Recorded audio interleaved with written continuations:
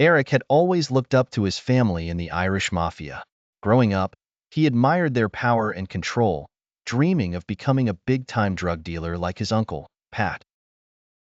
He believed it would make the family proud, but Eric was unaware of a dark secret hovering over them. For some reason, they never truly liked him. This lack of acceptance would forever remain a mystery to him. Despite Eric's aspirations, Pat consistently thwarted his efforts to sell drugs. Unbeknownst to Eric, it was his uncle behind every roadblock he faced. One night, a seemingly casual encounter turned into a harrowing ordeal. Eric was at his uncle's house when a woman arrived to hang out. She convinced him to come to her house, and they left together.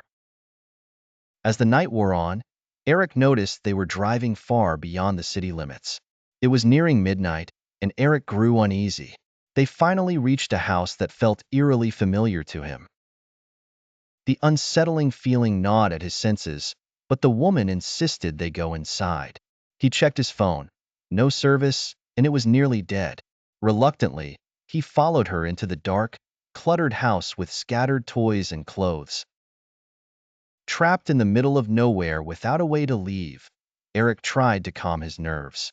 Suddenly, a man's voice broke the silence. "I know he's in there," the man shouted outside. The woman's demeanor shifted instantly. "What did you do to him?" she asked Eric. Confused, Eric stammered. "To who?" She stepped outside to confront the man and soon screamed, "He has a hatchet!" Panic set in as Eric searched for a way out. Every door and window was securely screwed shut, leaving only one narrow exit. Accepting his grim fate, Eric sat in the dark and whispered a prayer for forgiveness. When the door creaked open, a hand reached for him. He braced for the worst, but then realized it was the woman. "He left to get a gun," she said urgently. They sprinted to her car and fled. Eric demanded answers. "Who was that?" "My brother, Jason," she replied, her voice trembling.